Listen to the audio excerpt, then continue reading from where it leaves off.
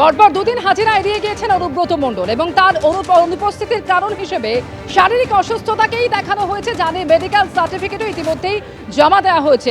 আর সেই মেডিকেল সার্টিফিকেটে যে চিকিৎসকের সই রয়েছে তিনি হচ্ছেন হিটলার চৌধুরী এবং তার এখনো পর্যন্ত হাসপাতাল হোক কিংবা ফ্ল্যাট কোথাওই দেখা মিলছে না।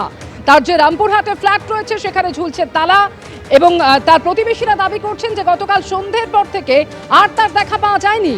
অনুব্রতকে 5 দিনের বেড রেস্টের পরামর্শ দিয়েছেন চিকিৎসক হিটলার চৌধুরী।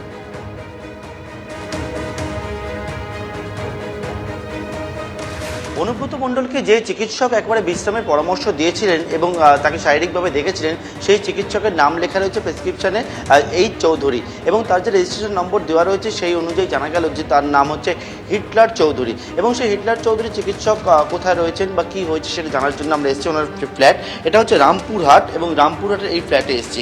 ফ্ল্যাটে দেখতে পাওয়া যাচ্ছে তালাবন্ধ অবস্থায় রয়েছে এবং যারা প্রতিবেশী রয়েছেন তারা বলছেন যে চিকিৎসককে কালকের থেকে এখানে ওনারা দেখতে পাননি। অর্থাৎ যে বিষয়ে একটা বিতর্ক দানা বেঁধেছে সেটা হচ্ছে যে হাসপাতাল থেকে এই সার্টিফিকেটটা ইস্যু করা হয়েছে সেটি হচ্ছে শান্তিনিকেতন মেডিকেল কলেজ হাসপাতাল, যেটি হচ্ছে অনুব্রত ঘনিষ্ঠ মলয় পীঠের এই মেডিকেল কলেজটি। এবং সেখানে কিভাবে এই চিকিৎসক তিনি একজন সরকারি জায়গাতেও রয়েছেন বলে জানতে পেরেছি, তিনি সেখানে গেলেন এবং সেখান থেকে একেবারে অনুব্রত মণ্ডলকে দেখলেন এবং এটা নিয়ে একটা বিতর্ক তৈরি হয়েছে। এবং যদিও ওনার সঙ্গে দেখা করতে আসলে দেখা যাচ্ছে সেই ফ্ল্যাট এবং সেই ফ্ল্যাট আবারও বলছি সেই ফ্ল্যাট তালাবন্ধ অবস্থায় রয়েছে এবং প্রতিবেশী জানাচ্ছে কালকের থেকে চিকিৎসককে ফ্ল্যাটে দেখা যায়নি।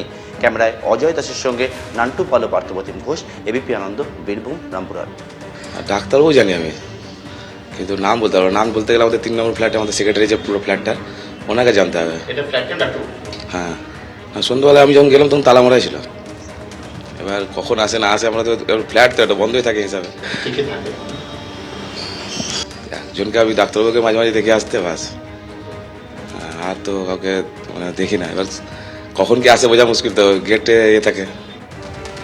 চিকিৎসক হিটলার চৌধুরী, যিনি রামপুরহাট 1 নম্বর ব্লকের মেডিকেল অফিসার এবং চকমন্ডলা ব্লক প্রাথমিক স্বাস্থ্য কেন্দ্রেও কর্মরত, আর সেখানেও তার দেখা পাওয়া যায়নি।